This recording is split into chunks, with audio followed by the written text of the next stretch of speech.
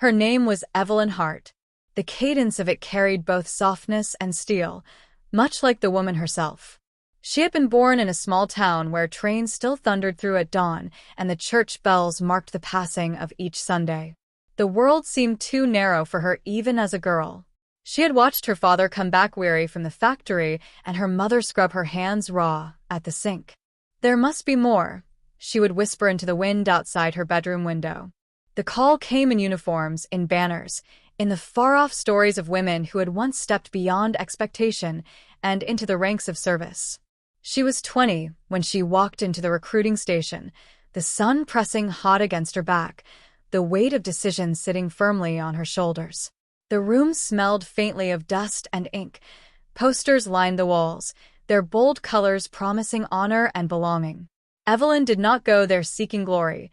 She went because she felt compelled to stand where it mattered, to carve out a life that stretched beyond factory lines and kitchen windows.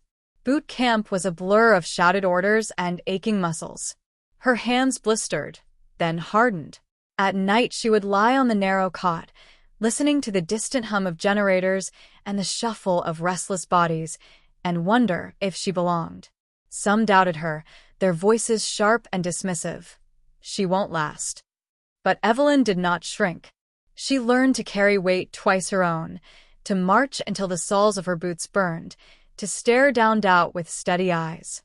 When she finally passed inspection, her uniform crisp and medals gleaming faintly under fluorescent light, a quiet pride swelled within her.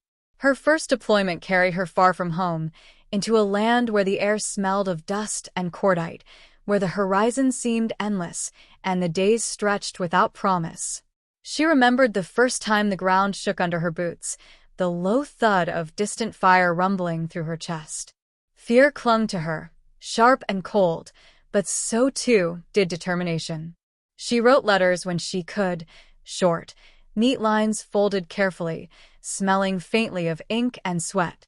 She told her parents not of the danger but of the sunsets, of how the sky turned a bruised purple over the desert and how the stars seemed closer than she had ever seen. It was not the battles that defined her most, but the quiet moments between. The times when she steadied another's trembling hands, when she pressed her canteen into the grasp of a younger soldier who had lost too much blood, when she sat in silence after the dust cleared, listening to the unbroken rhythm of her own breath. Each act stitched her more firmly into the fabric of her unit, each choice reminding her why she had come. Evelyn was not untouched by loss. No one was. She carried names etched deep inside her memory, voices she once laughed with, footsteps that once fell beside her own. At night, she would close her eyes and see their faces, lit by campfire or shadowed by dawn. She would press her palm against the worn photograph tucked in her breast pocket, its edges fraying, and remind herself, keep going. Through it all, something within her grew quieter, steadier.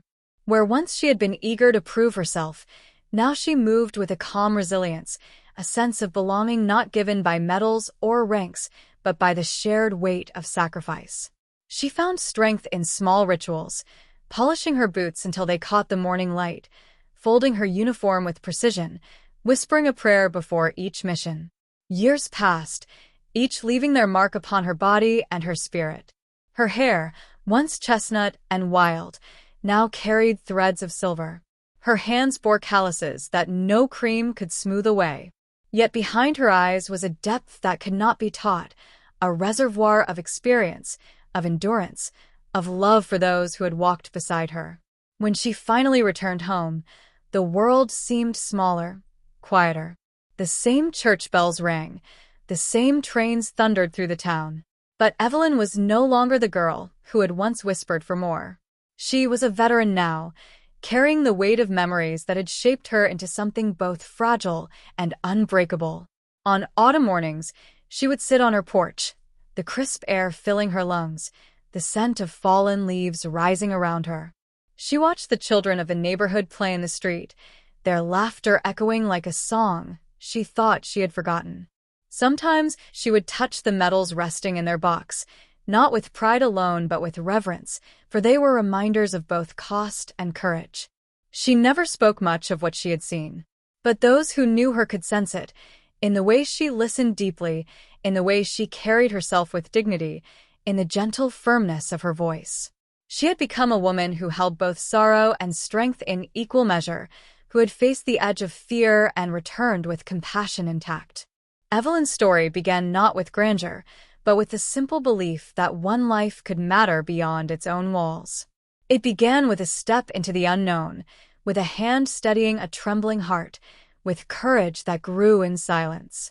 And though her journey was only beginning to be told, even then it was clear, her life was a testament not only to service, but to the quiet power of resilience. The hardest battles Evelyn faced did not always come with the roar of engines or the crack of distant fire. Some arrived quietly, creeping in when the world around her seemed almost still. She had returned from deployment with her uniform pressed and her medals discreetly packed away, but the silence of civilian life pressed against her more tightly than any body armor. The hum of the refrigerator at night, the whistle of the train at dawn, sounds that once felt ordinary now unsettled her. She found herself waking before sunrise, the echoes of boots on gravel still pounding in her dreams. The town she had grown up in carried on as though time had barely shifted.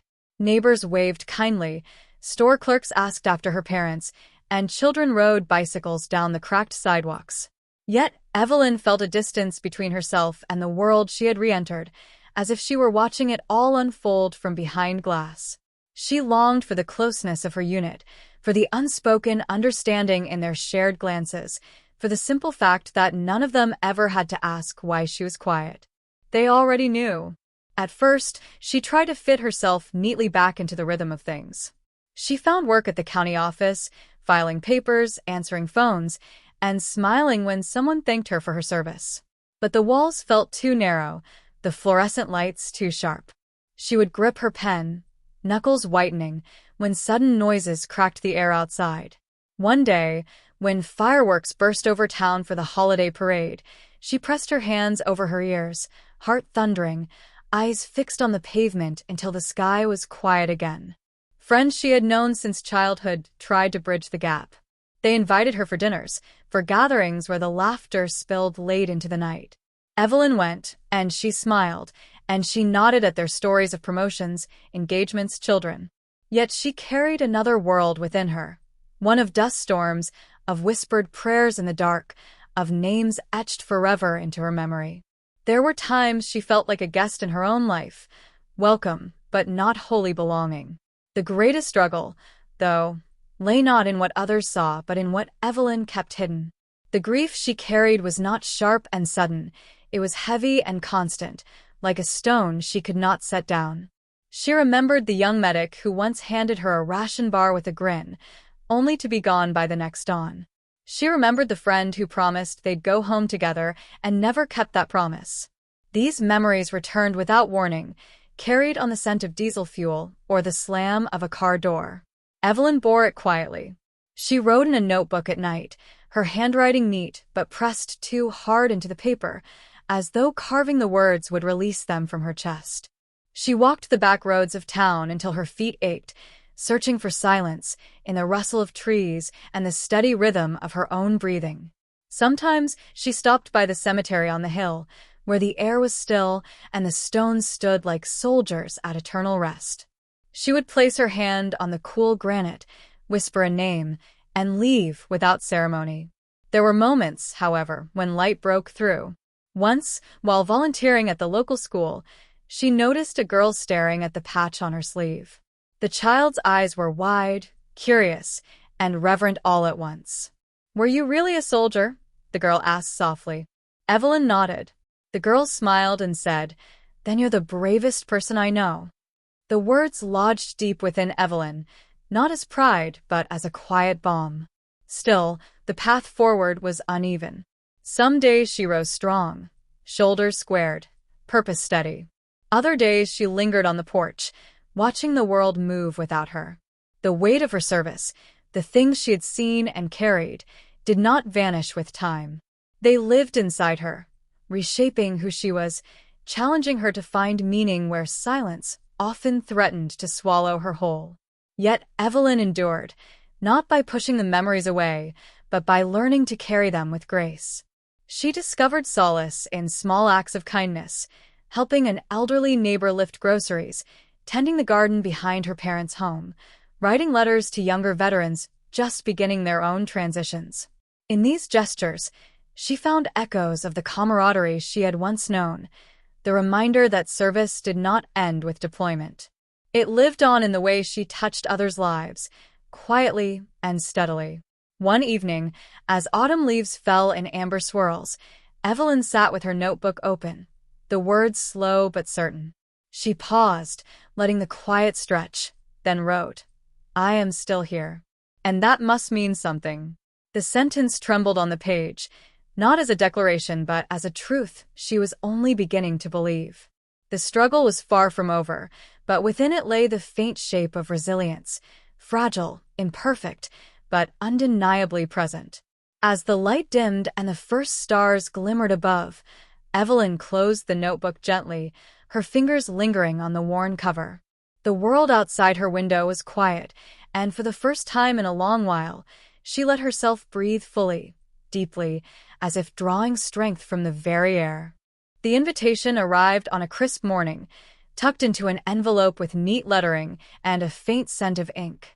Evelyn almost set it aside with the bills and flyers, but the words caught her eye: "Memorial Service, Honoring the Fallen." Her chest tightened as she read further. A 4-star general would attend, leading a ceremony for veterans whose names had been etched into stone. She held the paper for a long time, the edges trembling faintly between her fingers. She had avoided such gatherings in the past. Too many faces, too many words that could not touch the reality of what she remembered. Yet something stirred within her now, perhaps the pull of old promises, or perhaps the hope that standing among others who carried similar weights might ease her own. With a quiet nod to herself, she folded the invitation and slipped it into her jacket pocket. The day of the service dawned cool and bright. The sky stretched clear, a wide expanse of blue that seemed almost too serene for what the morning held. Evelyn dressed slowly, smoothing the creases of her jacket, polishing the modest pins she chose to wear. Her reflection in the mirror looked older, lines etched deeper into her face, but there was dignity in the way she carried herself. She tied her hair back neatly and whispered a silent prayer, steadying the tremor that had begun in her hands. The cemetery grounds were alive with hushed voices and the shuffle of polished shoes. Flags fluttered in the breeze, their fabric snapping softly, while rows of chairs stood aligned before the monument. Evelyn moved quietly among the gathering crowd, her boots crunching over gravel, her steps both hesitant and determined. She felt the weight of eyes on her, some recognizing her as a veteran, others merely curious. She found a place near the back, where she could see without being seen too much. Around her, families clutched photographs, children held flowers, and fellow veterans stood stiffly, shoulders squared against the tide of memory. Evelyn inhaled deeply, the scent of cut grass mingling with the faint perfume of roses placed at the foot of the stone wall. The ceremony began with the solemn notes of a bugle, its cry carrying across the open air like a voice that reached into the soul. Evelyn closed her eyes, letting the sound wash over her, each note stirring faces and names she held within. She could almost hear laughter rising in dusty tents, the murmur of voices around campfires, the quick camaraderie that bound them all together. For a moment, she felt them near again. When the general stepped forward, the crowd hushed. He was a tall man, his uniform immaculate, his medals gleaming in the sunlight. His voice was firm, yet carried a warmth that surprised her. He spoke not only of sacrifice, but of humanity, of the weight borne quietly by those who returned, of the unseen scars and the strength it took simply to endure. His words did not feel rehearsed. They felt lived. Evelyn's throat tightened as he called upon the veterans present to stand. A ripple moved through the crowd as men and women rose to their feet. She hesitated, her knees heavy, her heart pounding. Then, with a breath that steadied her, she stood. The air felt different in that moment, charged, reverent. She glanced around and saw others like her, some young, some weathered, all carrying stories etched into their very being. Their eyes met, silent acknowledgments passing between them. It was then that something shifted. The general stepped down from the podium and moved among the rows, pausing to shake hands, to meet eyes, to offer words of thanks not from a distance, but face to face. When he reached Evelyn, he halted. His gaze lingered, not on the pins she wore but on the strength and sorrow that mingled in her expression. Without ceremony, he extended his hand. "Thank you for your service," he said, his voice quiet but certain. Evelyn felt the firmness of his grasp, the respect that needed no embellishment. Her eyes burned, though no tears fell. In that handshake, something inside her eased, an acknowledgment not only of what she had given, but of who she was. The ceremony ended with the laying of wreaths, the air heavy with both grief and gratitude. As the crowd dispersed, Evelyn remained for a while, standing before the wall of names. She traced her fingers lightly over the carved letters, letting the cool stone ground her. Each name was a story unfinished, but together they spoke of a legacy that endured. She did not speak aloud, but in her heart she whispered, "I carried you with me. I still do." When she finally turned to leave, the sky was shifting toward afternoon, sunlight warm against her shoulders. For the first time in years, Evelyn felt a weight lift, not gone, but lighter, as though shared. She walked back down the gravel path with her steps surer than before, her head held a little higher. That night, as she sat with her notebook, the words came more easily. Her pen moved steadily, writing not only of sorrow but of connection, of the hands that reached out when she thought she was unseen. She paused, the corners of her mouth softening into a faint smile, and wrote, "Healing begins when we are truly seen." The page glowed faintly under the lamplight. Evelyn closed the notebook with care, her hand resting on its cover as though sealing a promise. Outside, the world was quiet again, but within her there stirred a sense of belonging she thought she had lost. The years after the ceremony did not pass quickly for Evelyn, but they unfolded with a gentler rhythm than before. She carried the memory of that day like a lantern in her chest, its light steadying her through moments that once would have left her adrift. The general's simple gesture had not erased her burdens, but it had softened their edges. Recognition, she realized, was not about medals or speeches. It was about being seen, truly seen, and allowed to stand in her wholeness. On quiet mornings, she returned to her porch with a cup of tea, watching the town awaken. Children hurried to school, their backpacks bouncing. Shopkeepers lifted their shutters with a clatter. The church bell tolled the hour. She found herself smiling more often, not because the world was free of sorrow, but because she had learned that sorrow could live alongside gratitude. Her garden became her sanctuary.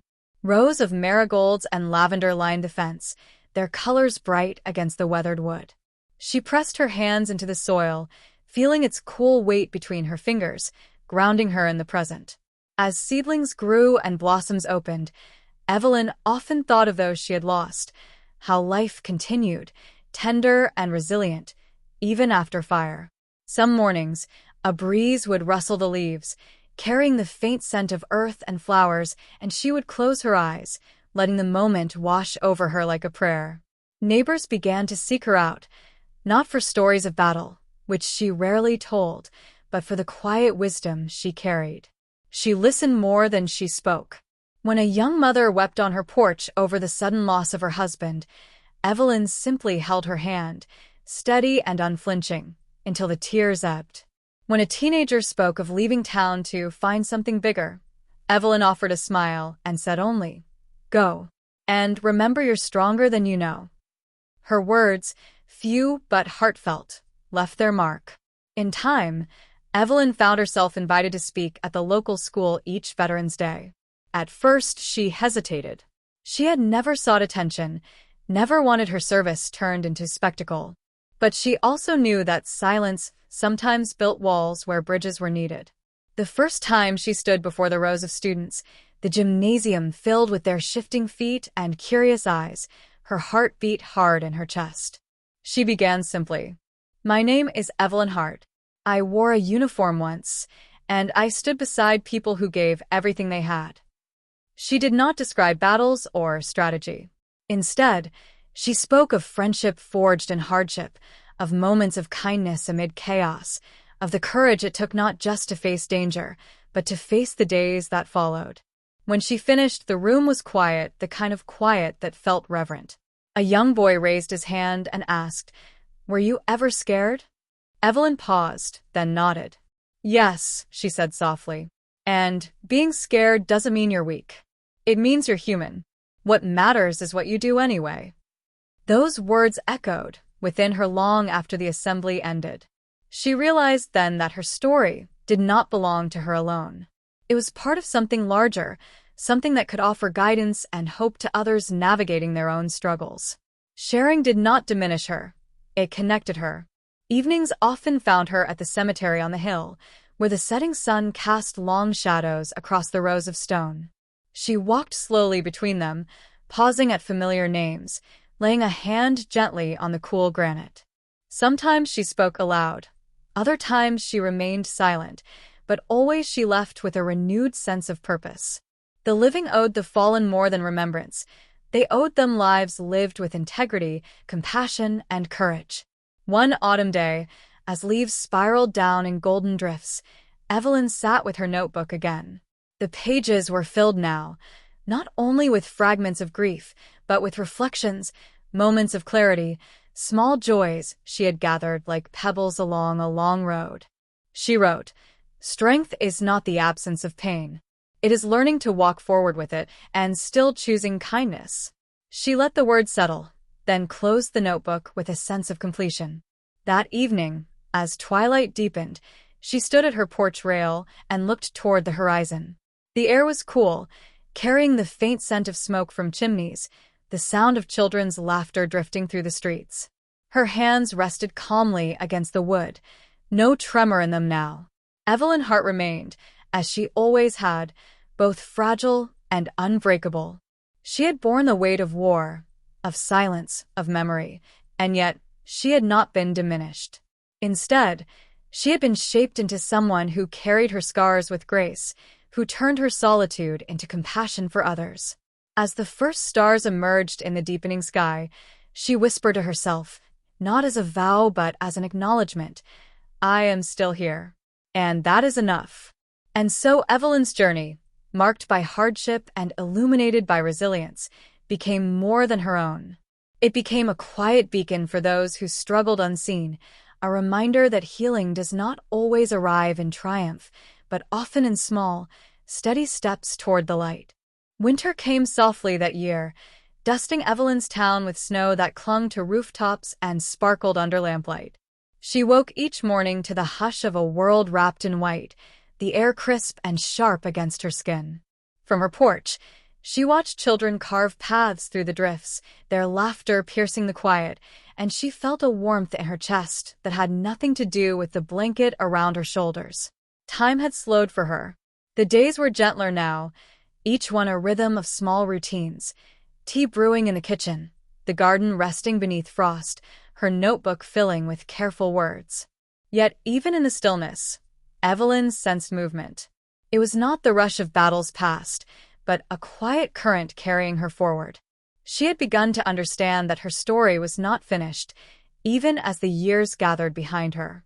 One evening, she received a letter on heavy paper with a seal of the local veterans organization embossed at the top. They asked her to speak at a regional gathering, not only to honor her service, but to reflect on life after. Evelyn traced the embossed seal with her fingertip, her breath caught between hesitation and acceptance. She had grown used to speaking to schoolchildren, but this, standing before peers, men and women who had carried their own burdens, felt different. Still, she sensed the invitation was not about her alone.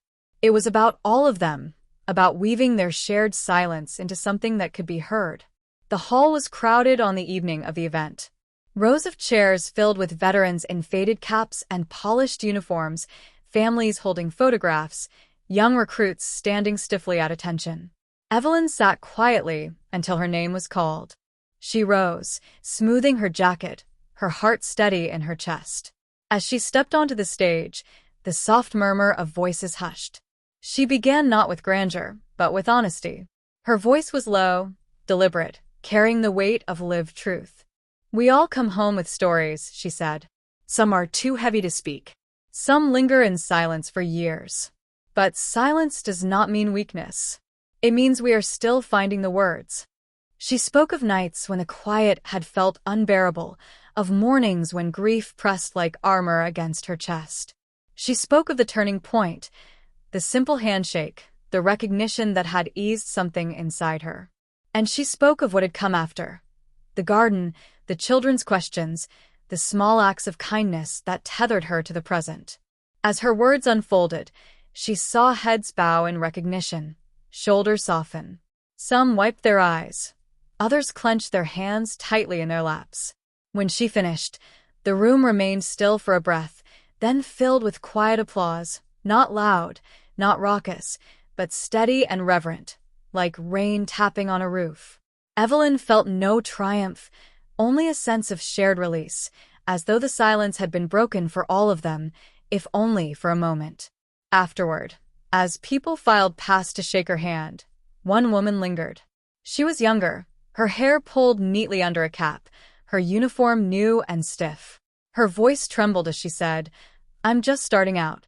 I'm scared of what comes after." "How did you make it through?" Evelyn looked into her eyes, seeing the same uncertainty she had once carried. She placed a hand gently on the young woman's shoulder. "By remembering I wasn't alone," she said softly, "even when I felt like I was. And by choosing every day to keep going." The words were simple, but they settled deeply. The young woman nodded, her expression steadier than before. Evelyn watched her go, her heart tightening with both sorrow and hope.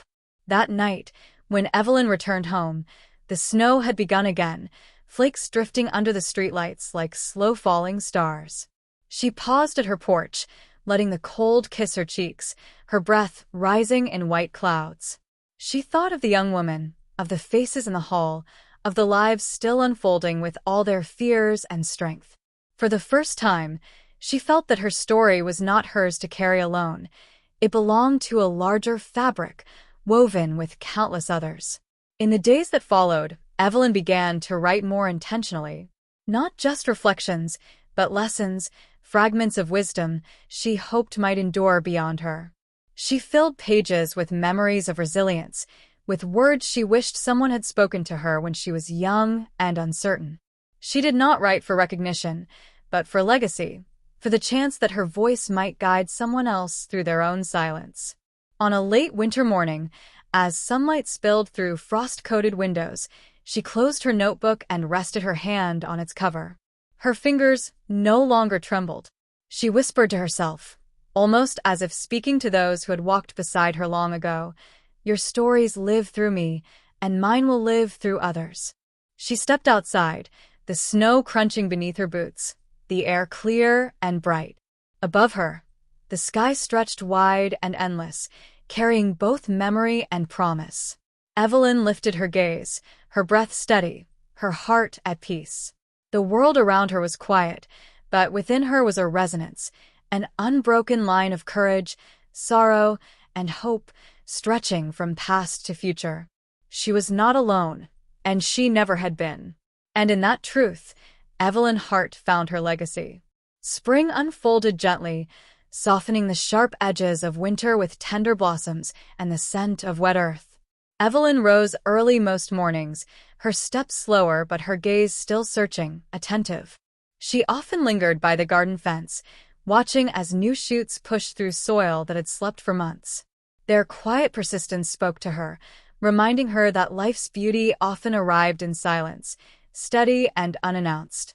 Her words from the veterans' gathering had not faded into the air. They had traveled farther than she imagined, carried by those who had heard her and passed them along. Letters began to arrive, folded pages from strangers, emails from veterans she had never met. They thanked her not only for speaking, but for daring to give shape to what so many had buried inside themselves. Evelyn read each one carefully, her heart swelling with both humility and responsibility. She had not sought to be a symbol. Yet she could not deny that her life had begun to ripple outward in ways she had not foreseen. The echoes of her voice seemed to meet her at every turn, in a young recruit who stopped her in the grocery store, in a widow who clasped her hand during Sunday service, in the neighbor's son who had once been too shy to ask about her medals and now wanted to know everything. One morning, she was invited to visit a small community college nearby, where students in a history class were studying modern conflicts. She hesitated at first. Her stories felt too personal, too sharp-edged for classroom walls. But something inside nudged her forward. When she arrived, the students greeted her not with polite distance, but with earnest anticipation. She stood before them, her voice steady though her hands trembled faintly. She did not speak of battles or tactics, but of the small moments, the soldier who offered her half a ration when she could barely eat, the weight of carrying letters home for others who never returned, the silence of desert nights where stars burned brighter than any memory. The students leaned in, scribbling notes not because they needed facts, but because they wanted to remember her voice, her truth. When the class ended, a young man lingered. He carried no notebook, only a hesitant expression. "My sister served," he said softly. "She doesn't talk about it. But hearing you makes me think maybe she doesn't have to carry it alone." Evelyn smiled gently, her eyes meeting his. "She'll share when she's ready," she said. Sometimes the first step is simply knowing someone else has walked the same road. Moments like that stayed with her, stitched quietly into her days. They reminded her that legacy was not grand or distant. It was immediate, woven into small connections, into words that gave others permission to breathe a little easier. But Evelyn also knew her body was slowing. The aches in her joints lingered longer. Her steps required more care. One evening, as she sat by the fire with her notebook, she paused mid-sentence, her pen hovering above the page. She realized she was not afraid of endings anymore. What mattered was that the threads of her life would continue through others, the young woman at the Veterans Hall, the students who carried her words, the countless people who had written to her with their own stories. She leaned back in her chair, letting the fire's warmth wash over her. She thought of those who had walked before her, of comrades whose names were carved into stone and yet lived on in memory, in laughter, in the stubborn will to keep moving forward. She whispered into the quiet, "You are still here. All of you." On the first truly warm day of spring, Evelyn returned to her garden with a basket of seeds. Her hands, though slower, still knew the rhythm of planting, digging, pressing, covering. As she worked, children from the neighborhood gathered at the fence, their voices bright and eager. She beckoned them in, placing seeds into their small palms, guiding them where to press them into the soil. "This is how you begin," she told them. "Not with something grand, but with something small. You care for it, you give it time, and one day, it grows into more than you imagined." The children's laughter filled the air as they knelt in the dirt, their fingers smudged with earth. Evelyn watched them, her chest tight with a quiet joy. In their wide eyes and unsteady hands, she saw the same hope that had carried her through years of silence and struggle. That evening, as twilight spread across the sky, Evelyn sat on the porch with a blanket wrapped around her shoulders. The horizon glowed with fading light, streaked in hues of gold and violet. She breathed deeply, the air rich with the promise of new beginnings. Her story had not ended. It had expanded beyond her, carried by voices younger and stronger, by hands eager to sow seeds of their own. Evelyn Hart closed her eyes, listening not for silence, but for echoes, echoes of laughter, of gratitude, of resilience. They surrounded her, soft and unending, as steady as the heartbeat that still carried her forward. And in that gentle chorus, she knew she had become part of something larger, something that would endure long after her.